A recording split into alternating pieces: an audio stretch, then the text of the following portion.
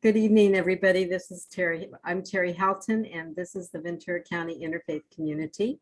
We are doing our presentation tonight will be an individual introduction to the Shinto. And just to give you a heads up, in a month, we will be doing a forum on sacred spaces again. And I'll announce that a little later and show you a flyer on it. So we have three more faiths that will be represented for the sacred spaces. So welcome. It is always fun to do this. I missed last month and I couldn't help that. I had a prior commitment. So I'm going to ask everybody as you're here with us this evening to mute yourselves until we get to our question and answer time. You're also welcome to put your questions into the chat box. And if you can put them to everybody, but it is nice if you could direct them to me, and then I kind of put them into groups where it makes sense to answer them together. And the best way to see anything that we are doing for Ventura County Interfaith Community is to go to vcic.info, and you will find a list there of the different events we've had and the ones that are coming up. You will find other information there about who we are and what we're doing and what our plans are. And then I just want to remind you that we are recording these forums, so you can find them on that site, and you need to know that in advance that we are recording this. And then before we do the question and answer time, we are going to have Tim is going to post in there a survey, and we're hoping that you will answer that. It helps us understand what faith you're coming from, how you heard about us, what you think about this. And if you would like to put any ideas in there for future forums or talks, we would appreciate that. And I laugh because I really did this in a disjointed way this evening, but that's okay. So at this time, I'm going to tell you a little bit about Bill Garlington and who I think he is. I do know that he is a golfer, that he is a friend of Rabbi Mike Lotker, who is not with us this evening. He happens to be traveling. He's doing a destination wedding in Mexico this week, not for himself, but he is performing the wedding. And that Bill has been involved in a local church. He's taught there. He's taught at different places. But he also teaches as an extension of the Cal State Channel Islands University. He has a BA and an MA in history from UCLA and a PhD in Asian Studies and Sociology from the Australian National University. He has taught at all academic levels on 3 continents and carried out sociological, anthropological fieldwork in India. His main academic interests are the sociology of religion and the history of ideas. Now, we've heard this evening that most of us don't know a thing about Shinto. So we're all waiting with bated breath, Bill, to hear and learn. Thanks, Terry. So welcome to this presentation on Shinto, and hopefully by the end you'll know a little more. Let me just begin by thanking the leadership group for inviting me to speak at this forum. And I also need to say, you might have gotten this from Terry's introduction, I'm not a Japanese specialist.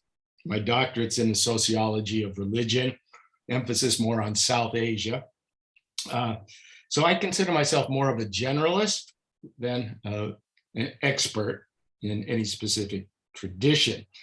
In terms of Japan, I've read fairly widely. I've visited the country a number of times with my wife and with my son the last time. And I consider both Kyoto and Nara, if you've ever been to Japan, they're 2 of my most favorite cities. And so the presentation tonight should last about 45 to 50 minutes. That's the sort of scheduled. And then there'll be question answers after that. So with that, why don't we get started? So Shinto, it incorporates a set of beliefs and practices that establish a connection between present-day Japan and its ancient past. The word Shinto literally means ways of the gods. That's what it actually means. And it was adopted from Chinese, combining Shin, meaning spirit, and To, you probably heard Dao, meaning a philosophical path or study. Now, today, most Japanese participate in several religious traditions. In many cases, it's not possible to strictly differentiate between Shintoists and Buddhists. According to latest surveys, as many as 80% of the population still follow Shinto rituals to some degree, and 80% are reported as Buddhist. So what we have in Japan is a wonderful example of religious syncretization with two traditions coming together. The term that is used for that is Shinbutsu Shugo. And one often hears the phrase, one is married Shinto and buried Buddhist. So we have this wonderful syncretization of religious traditions. So first Shinto practices were recorded in the 8th century in a couple of texts known as the Kojiki, or the Record of Ancient Matters, and the Nihon Shoki, which can be translated as the Chronicles of Japan. According to tradition, they were written by a scholar at the request of an empress who wanted the various myths put down in writing. So tonight, I'm going to say a few words about 5 different aspects of the Shinto tradition. 1, myth. 2, beliefs. 3, notions of purity and pollution. 4, shrines. And 5, festivals. So let's start with myth. According to the Shinto creation myth, there was initially only chaos from which something arose and formed heaven. Now, I like that. Something is very nebulous. So something or somehow arose out of this chaos. Somewhat similar actually to Greek creation myth. There was always something, but it was chaotic. And something arose. And from that, then many gods arose, including the sun goddess Amaterasu. And Izanagi and Izanami. So out of the nothing, something appears, and then gradually the gods evolve. And for eons, this evolution takes place. The earth is just sort of a mucky place. And then the gods called on Izanagi and Izanami to give the world form. They tried, but their first attempt was aborted due to an incorrect marriage ritual. Now that will keep that in mind, remember that. Ritual becomes very important, doing it correctly. They later learned the proper method, and then they dip this spear, a jeweled spear, down into the brine, lift it up, and the drops from that spear become the Japanese islands. Izanagi and Izanami then descend onto the island. They erect a high pillar, circle it in various directions, and when they meet, that's when it is said that Japan as a nation is born. And after the birth of the islands, numerous other deities are born, including the fire god, whose heat kills Izanami. That's the wife. She then descends into Yomi, the land of the underworld. And today, if you visit Japan, you can actually go to a spot which is roped off as symbolic of Yomi. It's in the province of Izuma, which you can see on the map. That's the Japanese underworld.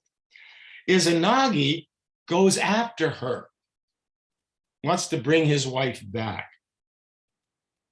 But the attempt ends in failure when he goes down into the darkness, peers into a dark room with his torch, only to find a decaying corpse. This enrages Izanami.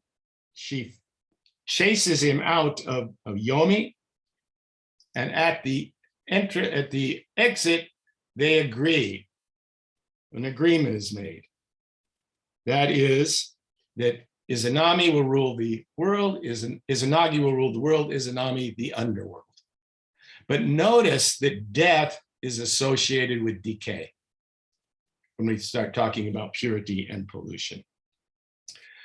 There's another myth that follows. I mean, these are very elaborate myths, and I'm just trying to give you a quick understanding here. It's called the Imperial Myth, and that's where the sun goddess grandson, Jimmu, becomes the first emperor.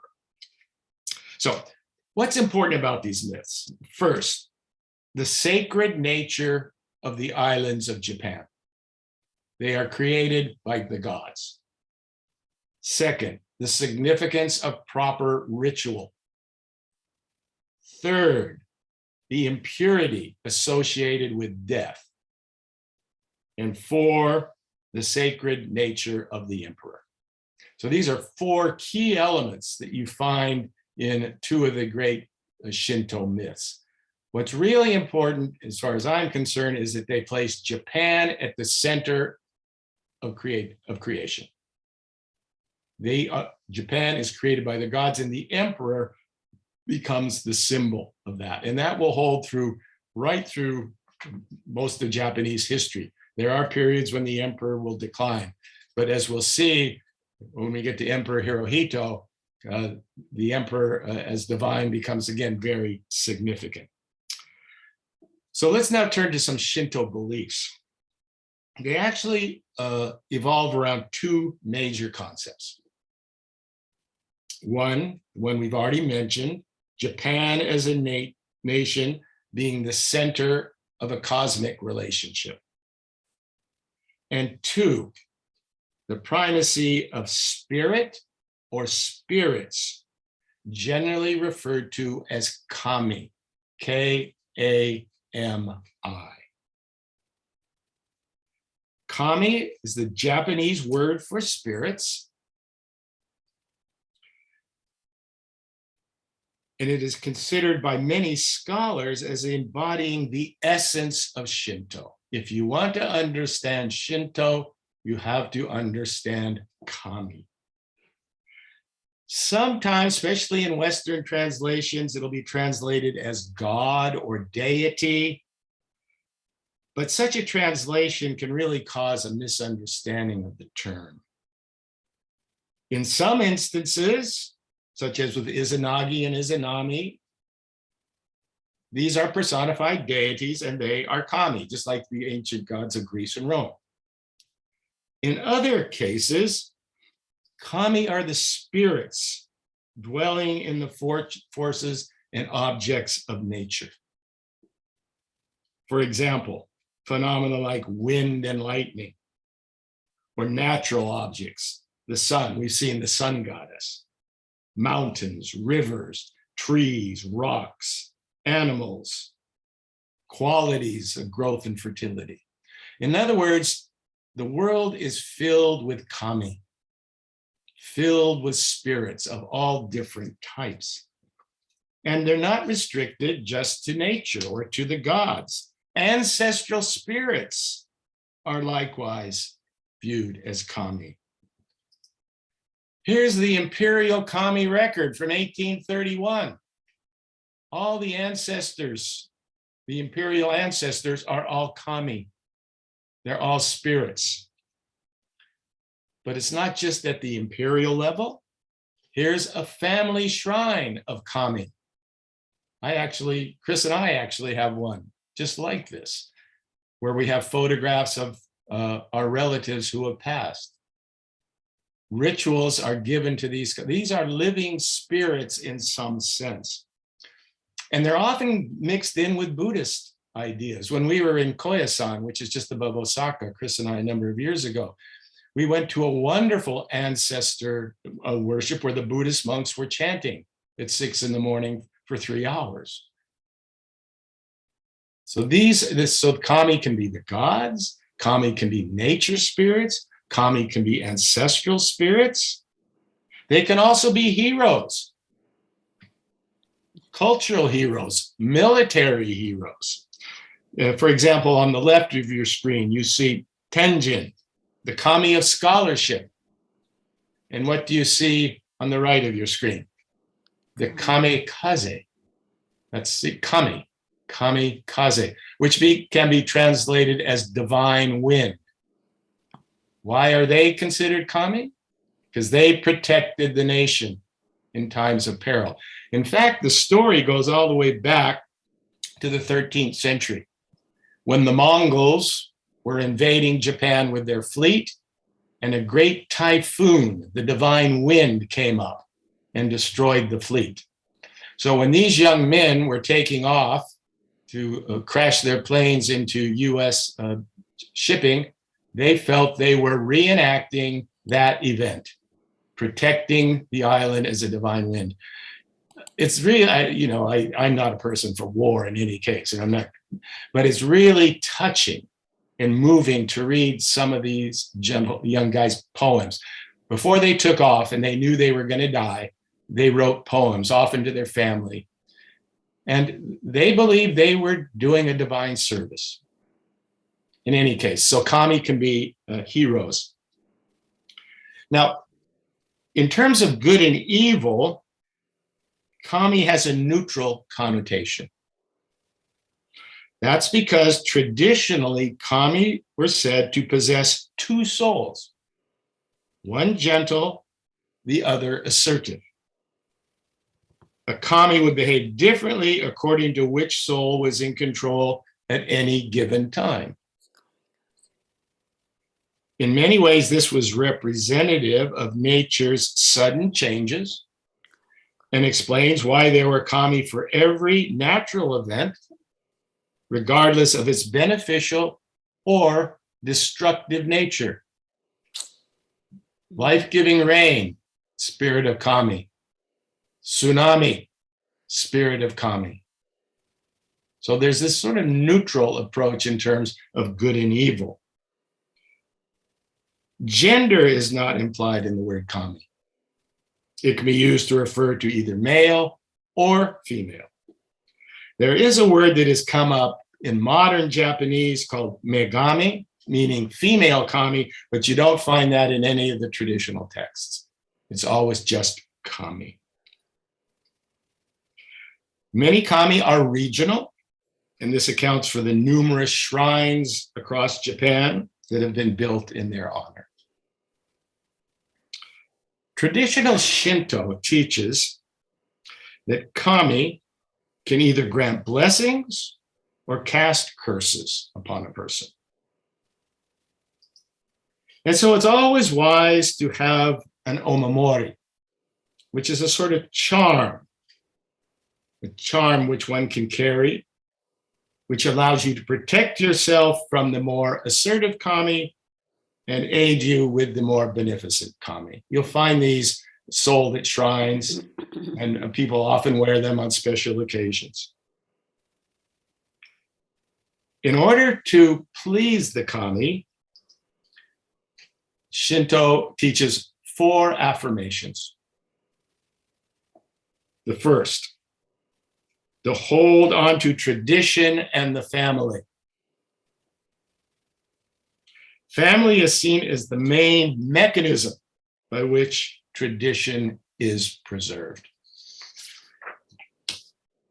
The second is to maintain a love of nature. Natural objects are viewed as sacred because the kami live within them. Therefore, to be in contact with nature means to be in contact with the kami. The third is to maintain physical cleanliness. Followers of Shinto, and I think this applies to nearly all Japanese, by the way, regularly take baths, wash their hands, rinse out their mouths, and pick up trash. If you've ever been in any major Japanese city, one of the things you'll notice is there's hardly any trash on the ground. and there are no bins to put trash in. People pick it up and take it home. So this notion of physical cleanliness. And then fourth, to practice what is called Matsuri, which is proper worship and honoring of the kami and the ancestral spirits. And we'll see this theme, I'll pursue this theme a little more momentarily. Okay, at this point, we clear at this, any major questions at this point? Okay, then I'll proceed. I've already mentioned that Shinto places great emphasis on ideas of purity and pollution. So much so that commentators have claimed that these are considered more important than ethical categories per se. And that's often reflected in what is known as a purity mirror. This is the symbol of purity. If it gets covered with dust, what happens? What happens when a mirror is covered with dust? It doesn't reflect purity. It doesn't reflect properly. So you should always make sure that your own mirror is not covered with dust. In fact, wrong deeds are called impurities, which is interesting. If you do something that is considered a wrong deed, that shows an impurity for which one needs to be ritually cleansed rather than punished.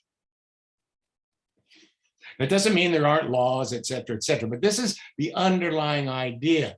Because what it really means is if you're ritually pure, you won't commit bad deeds. It's putting the cart is the purity first. So if you're not, it's sort of Socratic in a sense. If you're doing something wrong, it's probably due to ignorance. You don't want to punish ignorance, you want to cure ignorance.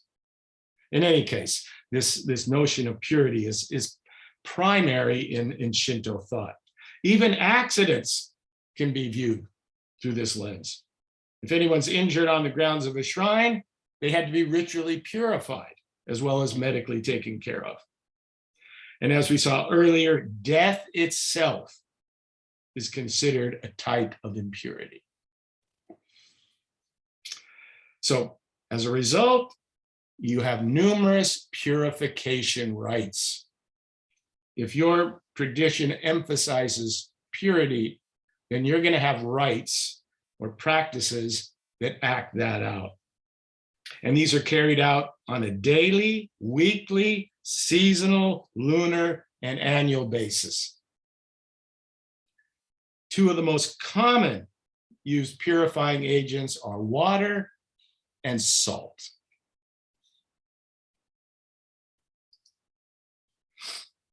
One of the simplest forms of purification for the face and the hands is washing with water. It's called the Temizu ritual. And if you ever go to a shrine, this is the first thing you will do. After entering the shrine grounds, you will go and you will purify yourself. You'll wash your hands, usually touch it to your mouth. This isn't particularly unique. You find the same thing in Hinduism. If you go to a temple, in Islam, you also have, it's the notion of purifying yourself before you enter into sacred space.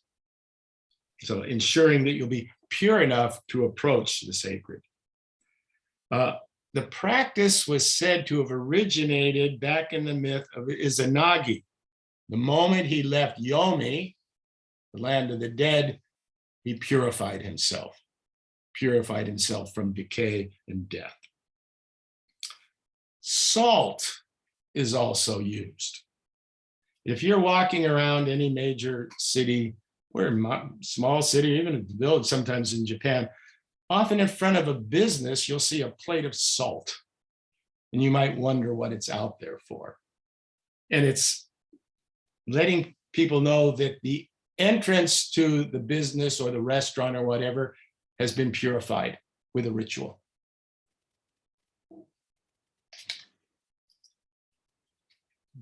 Anybody been to a sumo wrestling match?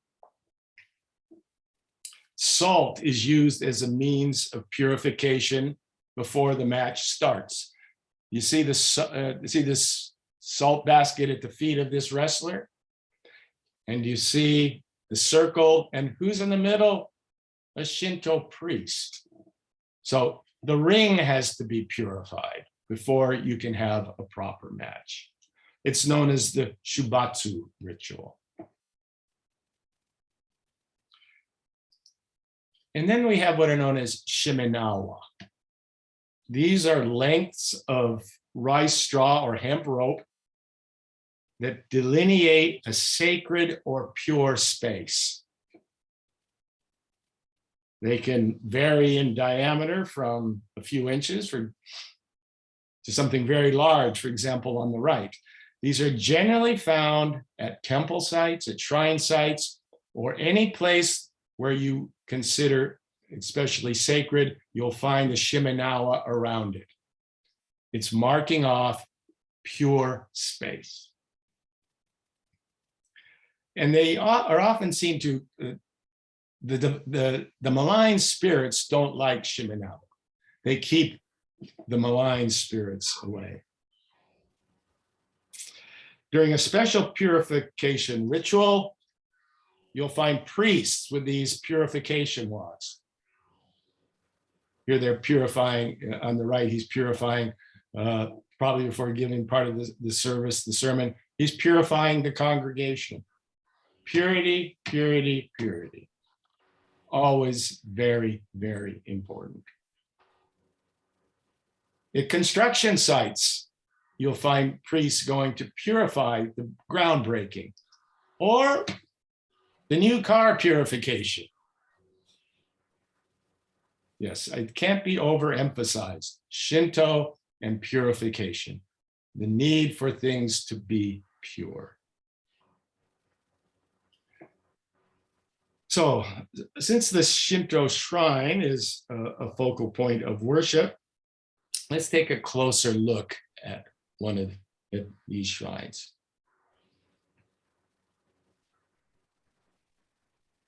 A Shinto shrine, also known as a jinja, J-I-N-J-A, is the structure whose main purpose is to house a kami, one or more.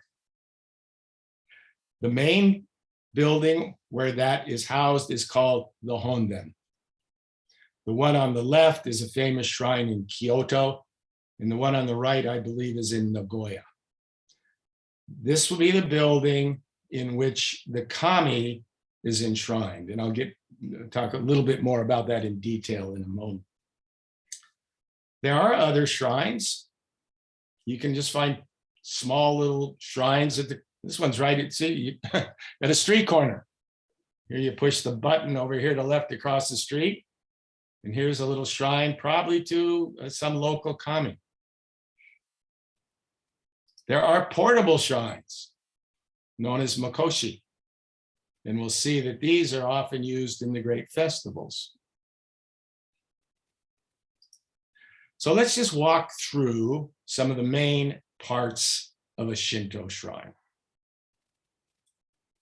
First of all, you're going to enter under what is known as a torii, T-O-R-I-I. This symbolically marks the transition from profane to sacred space. Outside of the torii is profane space. Inside of the torii is sacred space. If any of you know Emil Durkheim's distinction between the sacred and the profane. What makes something sacred? People believe it. Everything inside is of a categorically different nature than what is outside. That's why purification is so important. Most tories are painted either vermilion, some you can find in plain wood, or vermilion with an upper black lintel. They used to be wood, but now you'll find them in metal as well. And then you will go to the already mentioned purification font, the temizu, where you will wash your hands and mouth. to purify yourself before going further. Most Shinto shrines, and these will be found at Buddhist temples as well, will have many of these lining the pathway. They're decorative stone lanterns. And at night, they will often light up the pathway. It can be quite beautiful. One of the shrines that Chris and I went to in Nara last time we were there had over 1,000 of these just lining the walkway from the torii up to the actual sanctuary. Then there's generally a building. Now, these are the larger shrines, by the way, and there are many. These are the really large shrines. There's something called the Kagura Den. It's a special building set off generally to the side. You can see on the left, you see there's a stage.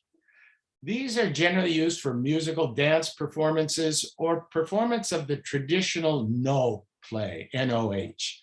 I don't know if any of you have heard of No drama. It's a classical drama, usually of tragic dimensions, bright costumes, some very strange sounding music to the Western ear. Very simple stage. Most No stages, all you have is the stage, a wall behind it, and a tree. You see the tree here. And then the actors, Chris and I were able to go to a performance in Kyoto, and it was quite stunning, even though we couldn't understand. It was just, you could get the feel of it. And these actors are very highly trained. And notice they wear masks, very much like Greek tragedy. So there'll usually be one or more of these buildings at a major shrine.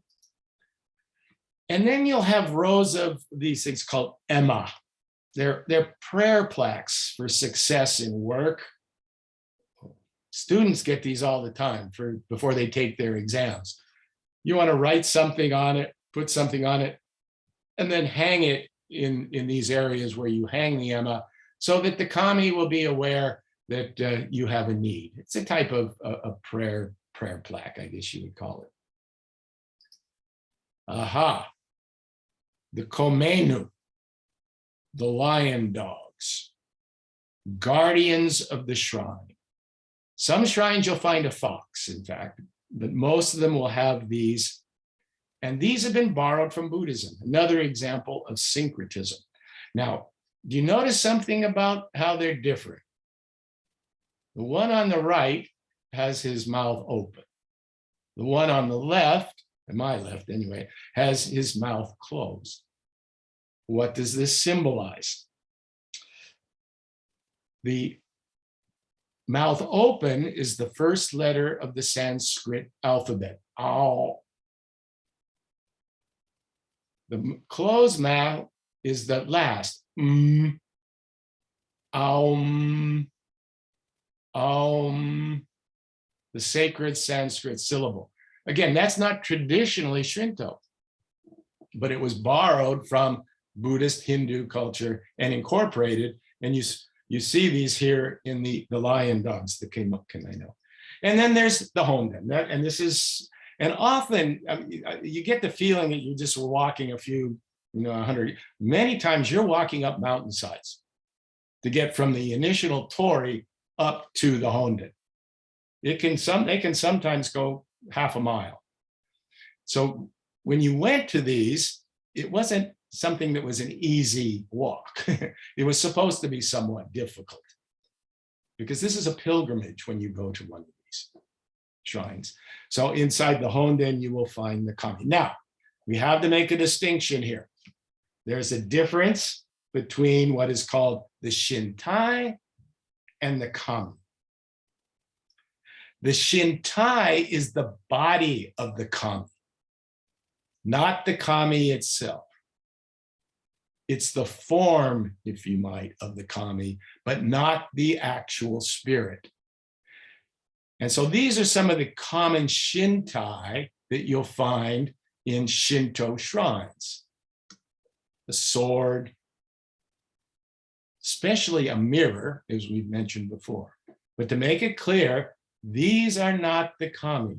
They are the body of the kami. And that's what Shintai literally means, body of the kami. You can also find Shintai in nature. Mount Fuji is a Shintai.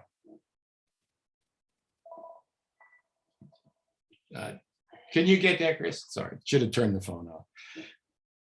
Yes, as I say, Mount Fuji it's not the kami. The kami is something separate, but the form of Mount Fuji is known as a Shintai. In fact, it has a special name, Shintai-zan. Shintai-zan is Mount Fuji. Okay, let's go to two famous shrines. I mean, there are, well, if you look at the small shrines, and there's somewhat, I think I've read 90,000 Shinto shrines in Japan. How many McDonald's are there in the USA? Any guesses? 2,000. 90,000 shrines in Japan. Now, these aren't all your major shrines, of course, but they are shrines that are seen to house kami. So let's look at two of the most famous. One is known as the Ise Shrine. You can see it on the map here, where it is located. It's 100 miles east of Osaka. It's one of the most famous because the kami here is the sun goddess that we saw earlier. And this is the Imperial Grand Shrine. This is where the spirits of Jimmu, the first emperor, and all the emperors reside, all the kami here. So you can see why it's such an important shrine. It probably goes back to about the third to 5th century. And there's still widespread belief that in October, all the Japanese gods meet here. So it's interesting. On that weekend, all the other shrines are closed. Why? The kami ain't there. They're all here at the Ise Shrine. The second, and this is one of my favorites, is the Itsukushima Island Shrine. Itsukushima is an island, you can see it here on the map, in Hiroshima Bay. Here's the city of Hiroshima up here, and the city on the photo on the right is approaching that island. This island is popularly known as Miyajima. If you ever get to Hiroshima, make sure you take the train. It's about a half-hour ride up to this spot here. You take a little boat across to Miyajima. It's a beautiful island, and it's got this magnificent shrine. It was a shrine initially to the daughters of the god of sea and storms. And because the island itself has been considered sacred for much of its history, commoners were not allowed on it until the 19th century. It was believed that commoners would somehow make it impure. Now, this is one of the most famous pictures. If you ever look at Japan or Shinto, you're going to see this torii. This is the torii that leads to that shrine. It sits out in, if we back up, notice how the shrine is surrounded by water. It was designed that way to make it look like it's floating. Because when the tide goes out, this is all mud. And in fact, when the tide goes way out, this is mud as well. But pilgrims coming here would come by boat, they would pass under the torii and then dock and then go to the shrine. Here's the interior. You can see a priest in the background here. This island was considered and is considered so pure that since 1878, there have been no deaths or births on the island. Both are considered impure. Death, we can perhaps understand. Why is birth impure? Never been to birth can get a little messy, right? I was going to say birthing is very messy. Very messy. And that's considered an impure, those are impure substances. So since 1878, if you happen to be living on the island and you're about to have a child, you have to go back over to the mainland. And there are no funerals or burials on the island. So that shows you the extreme notion of a sense of purity or impurity. So all these shrines have priests. These are Shinto priests. They're known as jinshu. There are roughly 25,000 priests working in Japan, most of them part-time. In fact, it only takes a short training course to become a priest. It's not a full-time job. And most of them are just there to perform rituals, mainly weddings. If you've ever, when you go to Tokyo, if you go up to the Matsuri shrine, you'll just see wedding procession after wedding procession. About 8% are women, so most are men. And like I said, it's possible to become a priest after a 5-day training program. Priests are assisted by females known as miko, meaning God's child. In earlier times, they had to be virgins, and their duties were not all that different from those of the Vestal virgins of Rome. They had specific ritual functions. They were virgins, they were kept apart. That's not the case today. Today, it's just pretty much a functional position. But they were known as intermediaries who could sometimes become possessed by a kami. So you'd find examples of one of these mikos going into a state of possession and ritually speaking out things which were then recorded and supposed to be coming from the kami. Okay, what are the patterns of worship? As we've seen, first of all, if you're going to a shrine, you will purify yourself. Then you will stand in front of the shrine. This is called adoration, usually bowing to the shrine. Then there'll be some form of presenting an offering or a devotion. And a devotion can be anything from throwing a coin into, see that little box there? You can throw a coin into that box, ringing a bell. This happens to be Chris ringing a bell in front of a small shrine in Nara, or just silently contemplating a wish or a prayer. Prayer sticks and prayer beads are used as functional instruments in this process. Okay, I want to move forward to one of our last categories. I think I'm probably running a little over here, and that's the Shinto Festival, known as a Matsuri.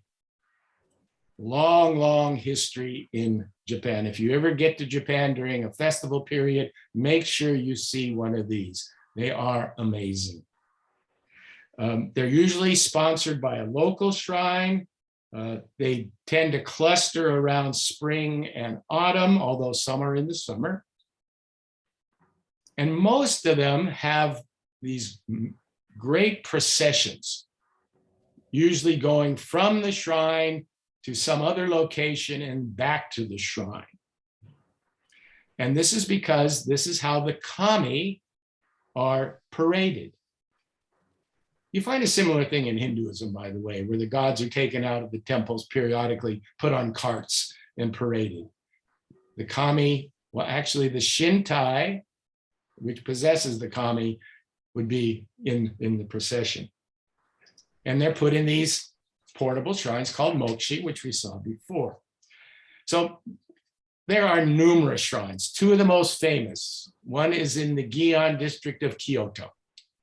It's known as the Gion Matsuri.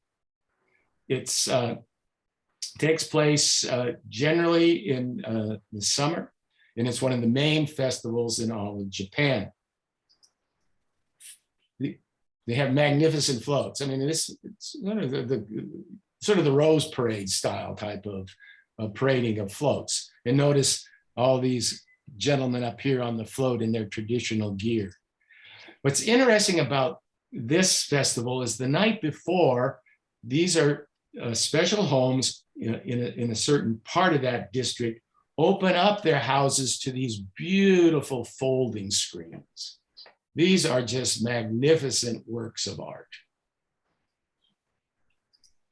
The second major one that I'm going to talk about is called the Sano Tokyo Matsuri, and it takes place in the Chiyoda ward. You can see the main shrine here. This is the Ise Shrine. Here you find the torii leading up. And notice here that there's multiple tories. There's another shrine in Kyoto that has 1,000 tories leading up to the main courtyard. And this is the Honden. This is where the festival will start. And then people pass through this straw ring, which by now we should know why, the ring of purification. And then they put the kami into the makoshi and they have a procession.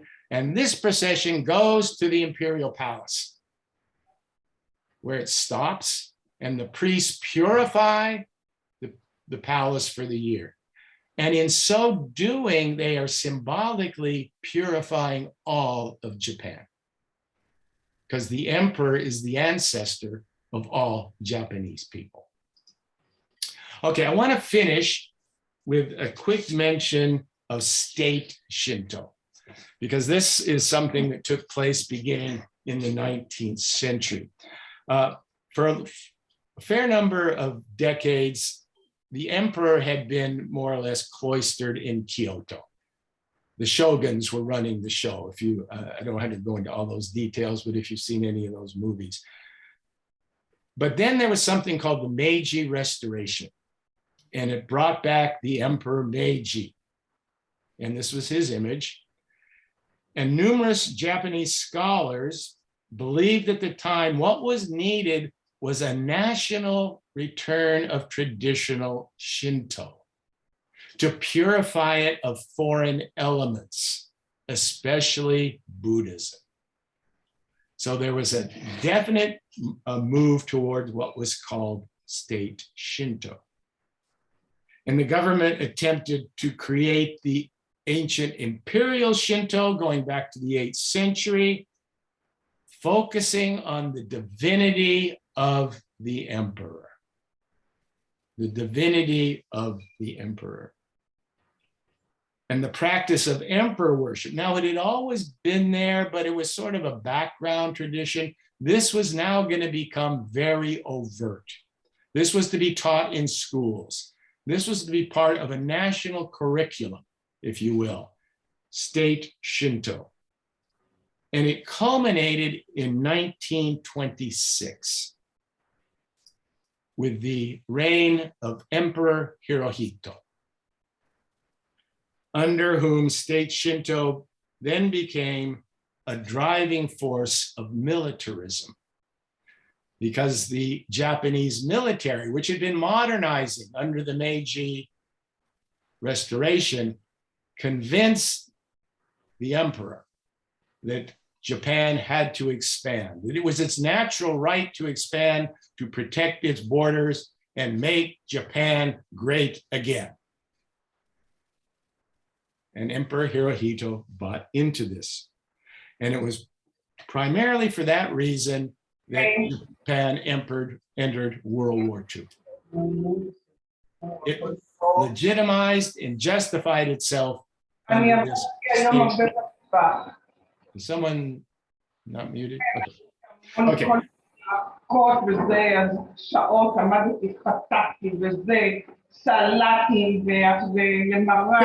Devora, can you mute yourself, please? Okay, in any case, state Shinto came to an end. Oh, Bill, I accidentally did that to you.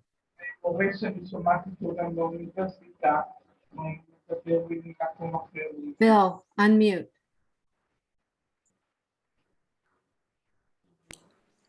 There you go. Billy, you have to unmute. Is that okay? Yeah. Okay. So state Shinto came to an end at the end of World War II, where Hirohito made an official announcement, influenced, of course, by the Americans, in which he stated, the ties between us and our people have always stood upon mutual trust and affection. They do not depend upon mere legends and myths. They are not predicated on the false conception that the emperor is divine and that the Japanese people are superior to other races and fated to rule the world.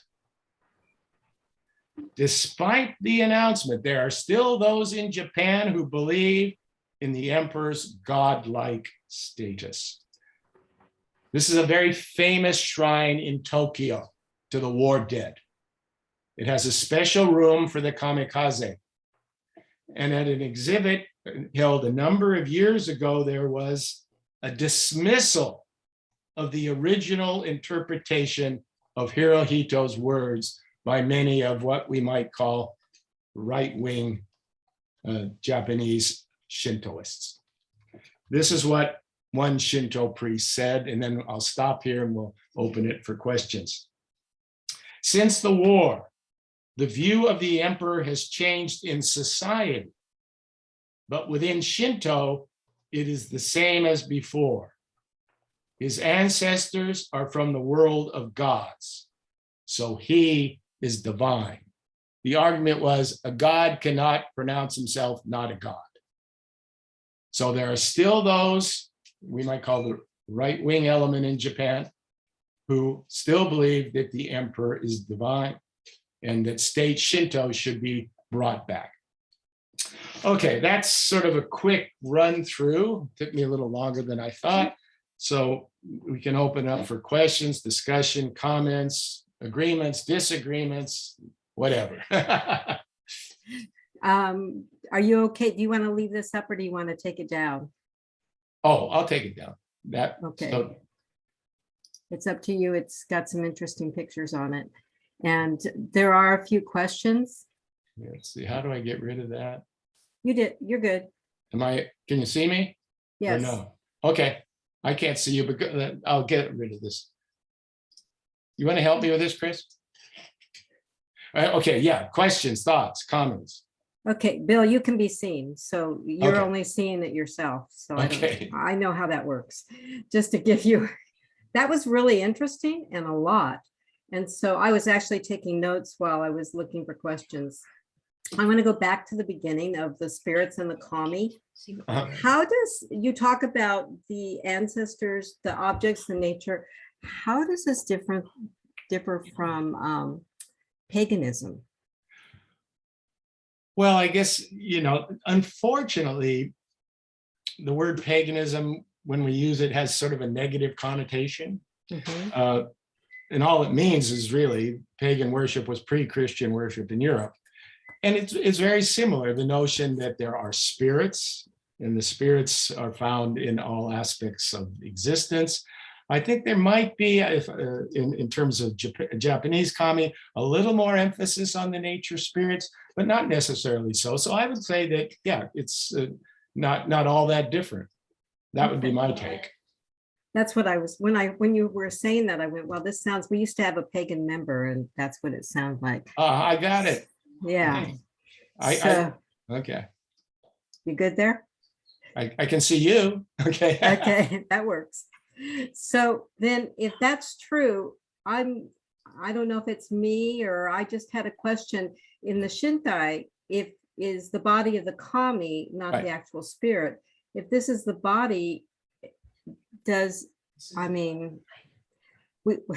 in Christianity, we look at Catholicism and Orthodox and Episcopalian even, we have icons. Right. Is this like an icon where we say that something doesn't live there? Yeah, it's a symbol. It's a representative of something beyond that. Okay. So even in Hinduism, if you go and you look at the various temples, and it's understood at some level that that's not the God. So yeah, well, that's a manifestation of the God. That's a form of the God. it's like It doesn't limit the God. The God isn't limited to that. It's just a human representation. Okay. So that is a great, well, and somebody said, is this kami eternal? Right? Well, yeah, it's the kami exists from, if you go back to the creation myths, out of this something that just emerges, then you get the arising of the gods and the spirits, yeah, and they're eternal. And they're eternal. So I had another question here. Let me see what. Sometimes people ask about afterlife. Yeah, somebody said does Shinto believe in afterlife? Sort of. They don't put a great deal of emphasis on it. It's really said that, living life here in a pure is more important. Almost a little bit might compare it to maybe traditional Judaism, where there has been some idea of an afterlife, but it's really not focused on. There's Yomi, it comes from the myths, and the spirits exist somehow, but it's really not focused on. You don't find, people aren't trying to get to heaven or to some paradise. They want to be in tune with nature and with the spirits, and what happens after that happens. So there isn't a great deal of emphasis on that. Now, having said that, of course, there's the Buddhist influence, which will come in, and that brings in the idea of reincarnation. So it's really hard to put Japanese people in a box, because they combine so many different aspects. They're the Buddhist elements. There are and some even Christian elements are brought together. But in general, traditionally, you don't find a lot of emphasis on life after death. It's something it's something afterwards, but it's not focused on. So you don't find a lot of attention given to it. Although the spirits of the dead are honored. I was going to say there's like an ancestry worship. Yes, and that's where, where are these spirits? Who knows? Okay, so hang on to that. We're not done. Okay. I forgot to say, please do the survey. If you'll go to the chat box, Tim will post the survey link. Did you do that, honey? Give me a moment. My brain's still not I get functioning that. quite right. So, Bill, I'm going to go back to you with the idea of this afterlife and the practice of what they do, because evidently there's ancestry worship. Mhm. But let's bring it, and you talked about the shrines a lot. Mhm. Do individuals have shrines in their home? Yes, yeah. They have little shrines. I think I showed an ancestor shrine. Yeah.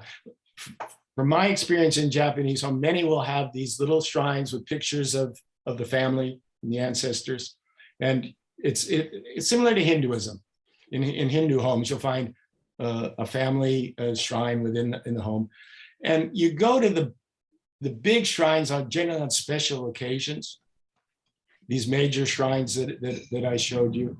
But like I said, there are shrines from the top shrines all the way down to that little shrine on the corner. Can you see? Will it show?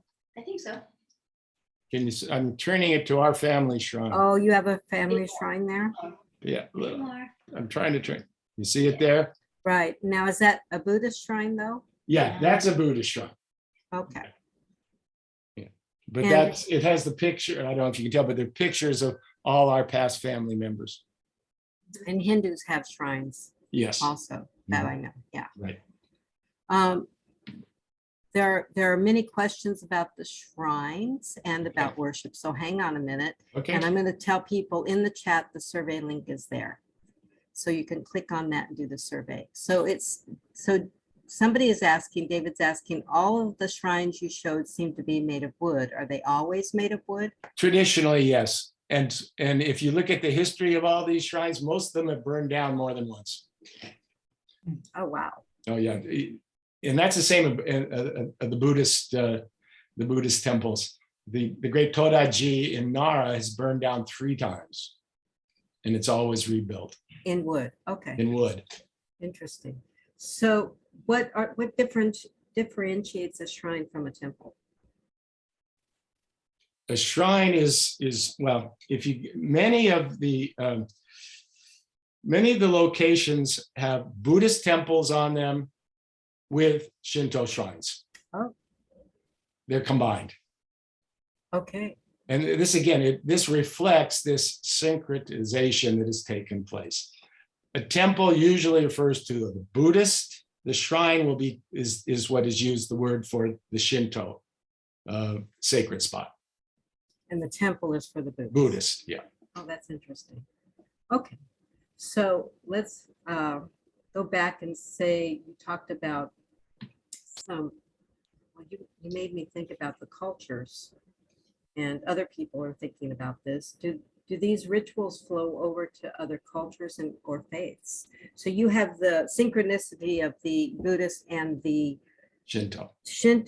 Mhm. So do we have that going from the Hindu to the Buddhist to the Shinto? Yeah, because the Buddhist was very much influenced by the Hindu. Like Om, for example.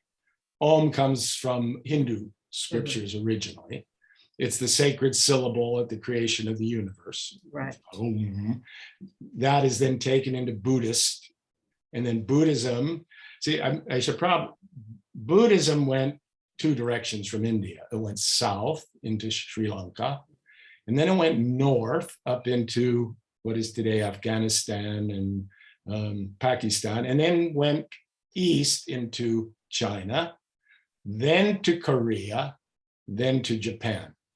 So that sort of movement, whenever cultures move or when there's movement, they're gonna mix and they're gonna share. And you even, I dare say that you can even see that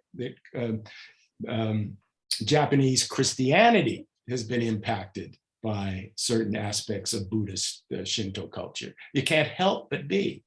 So yeah, Right. it's this sort of synchronization that takes place, largely Shinto Buddhist, but lots of other elements. Lots of other elements. Well, and part of that question is it goes beyond the faith. The culture is also affected by the practices, correct? Yeah, the practices. And the other thing, of course, that, and this is true everywhere in the world, is secularization and modernization. And how these then adapt to traditional approaches. Right. So, and then I heard you talking about the priests. And so you talked about a 5-day training program. Yeah. And then you also talked about a majority of women priests. No, 8%. 8% are women priests. And Yeah. how long has that been around? Fairly recently, I'd say since the Meiji Restoration. The Meiji Restoration was I mentioned it in terms of just its political and religious implications, but this was when Japan decided to modernize. And they went full steam ahead. And so a lot of Western ideas were brought in if they were seen to be practical and worked in Japanese terms. That's always what Japanese culture has been able to do. It borrows, but then it takes those and adapts them to its own needs and limits them to its own terms. So yeah, the women become the Makoshi, for example, and the Miko, for example, or a geisha, or all that. Those have changed dramatically with modernity and women's rights. And so that's been started in the 20th century? Yeah. Okay. And continues to be so.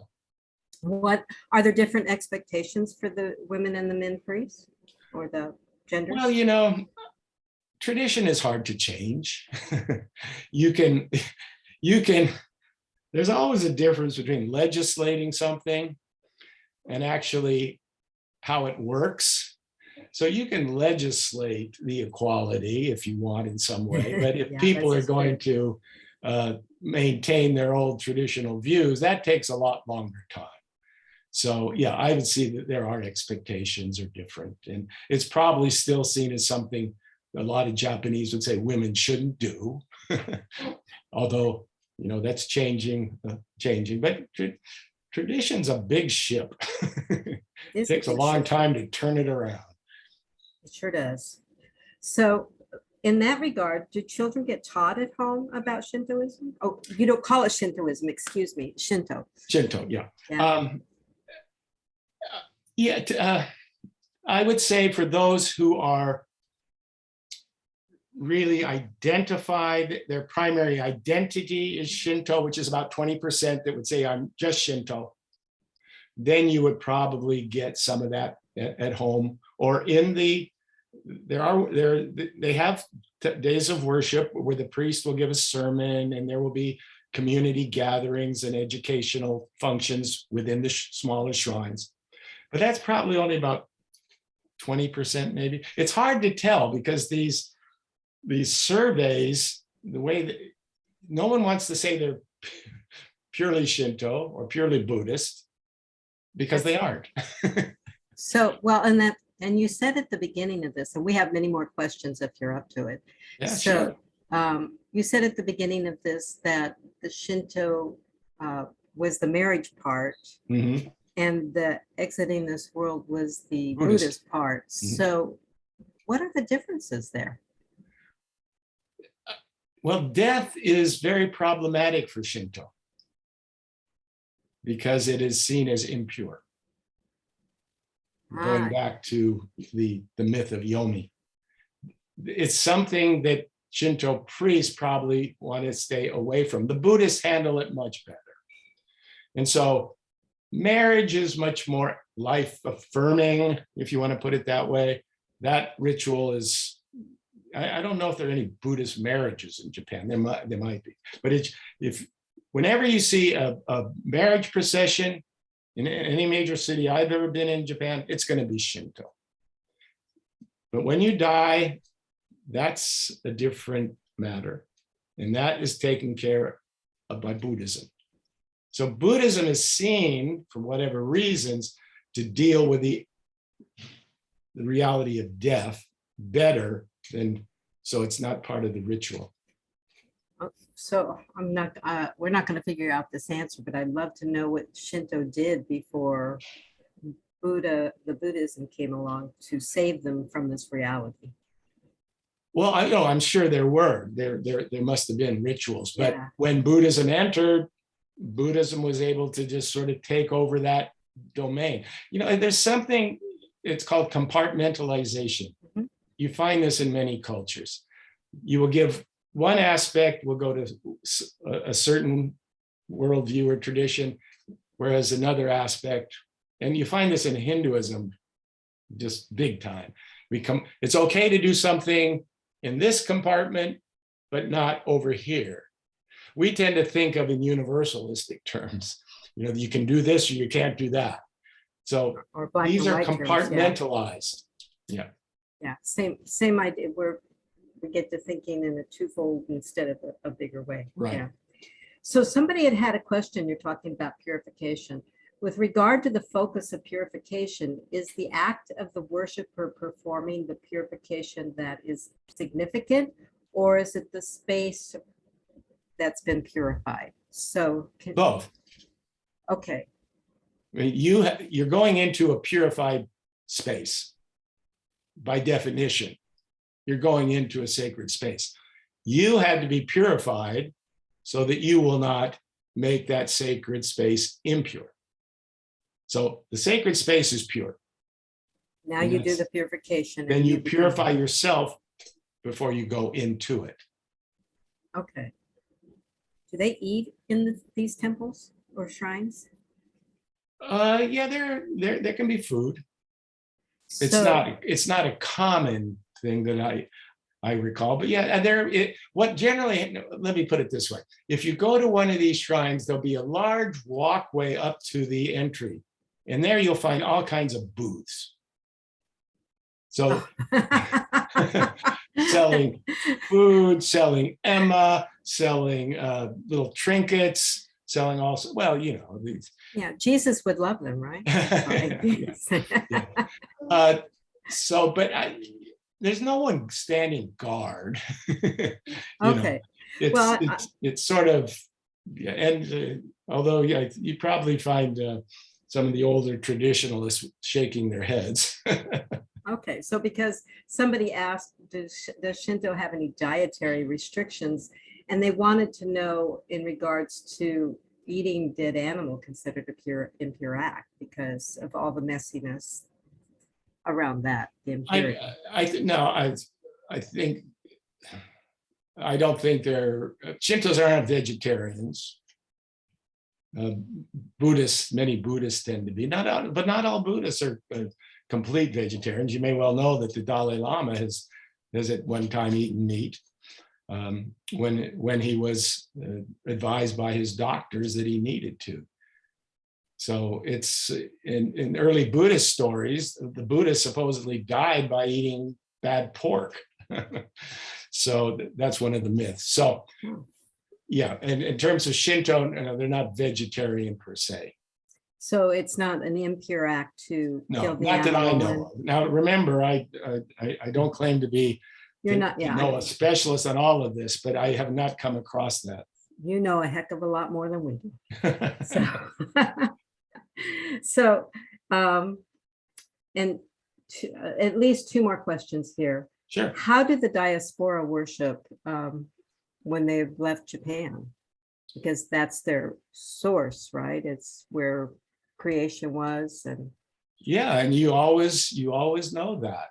And there's always that pull back to that. Now, modernity is changing that. Modernity is changing everything in all religious traditions.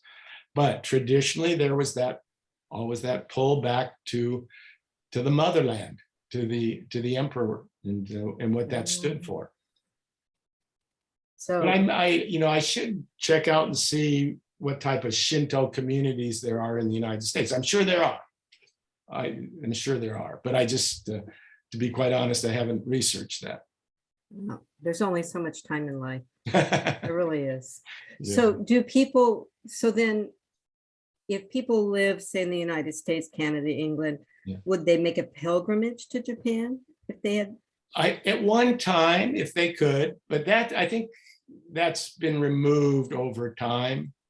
The Japanese Americans that I know don't have that same sort of pull, especially since the war.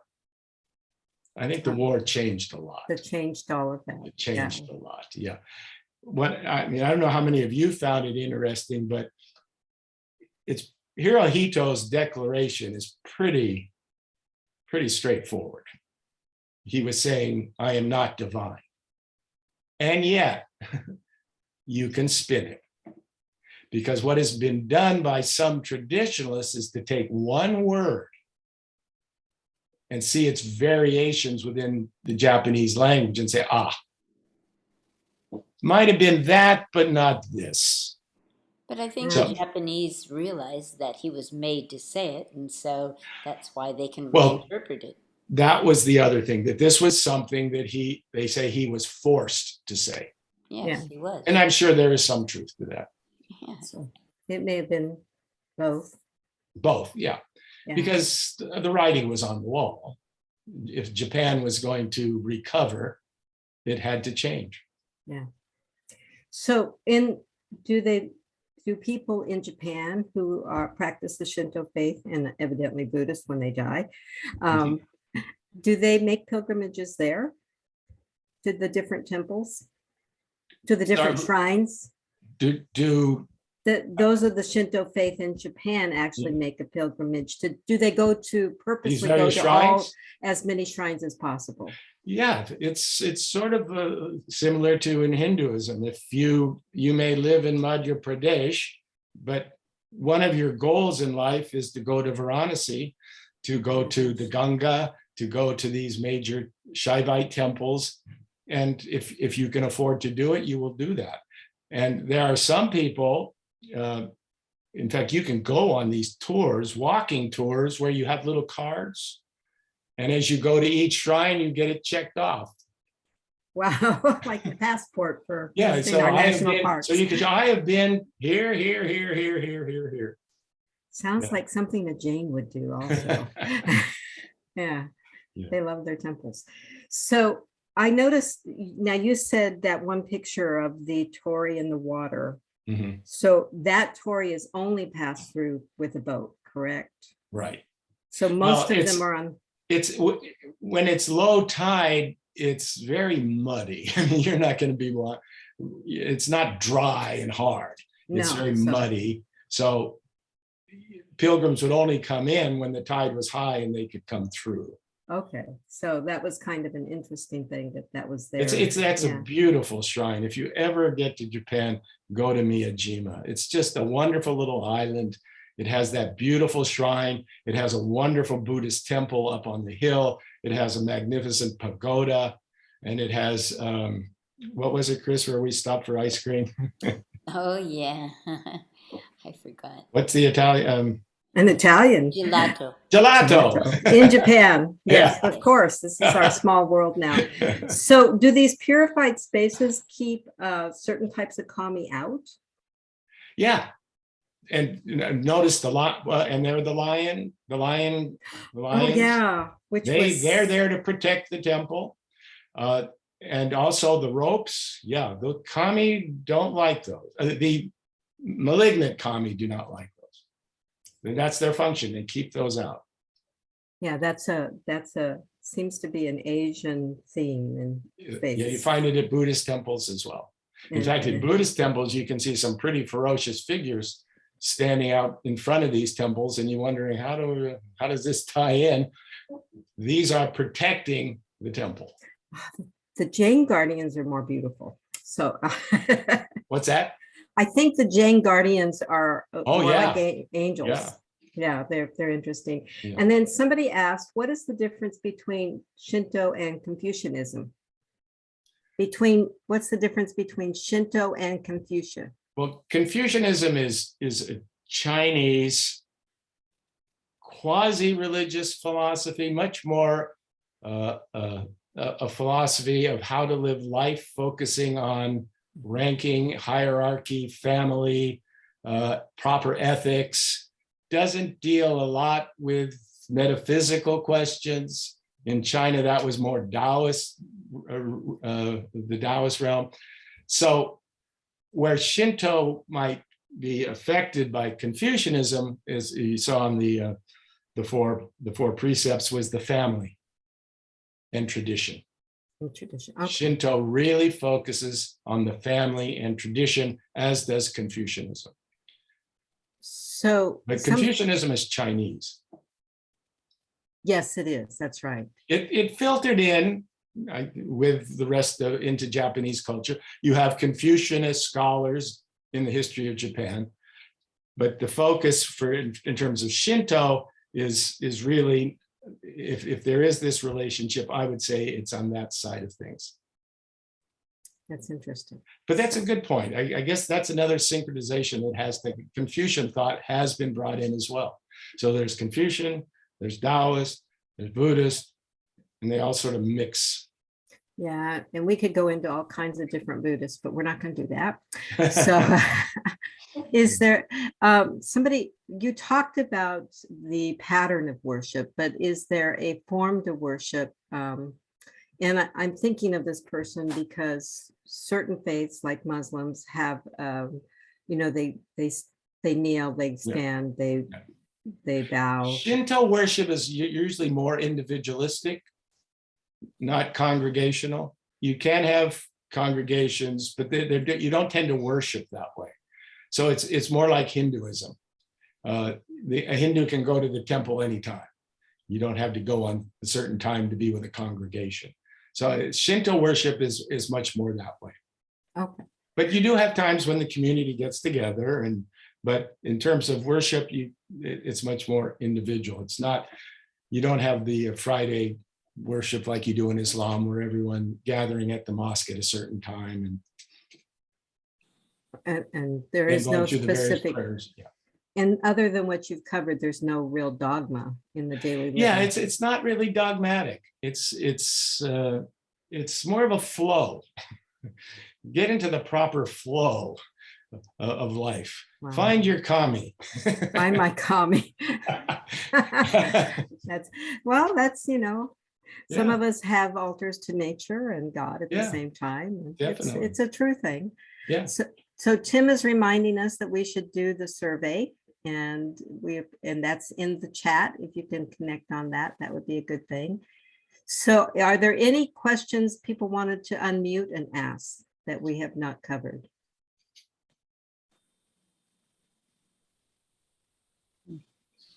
I just thought maybe, Bill, you might want to mention that although the kami is a spirit, it is represented by folded paper in certain shrines. Oh, one of the things you can, yeah, is sometimes you'll see a tree and a lot of folded paper on it. That will be the Shintai of the tree kami. Mm-hmm. So is this where origami comes from? Where what? Origami?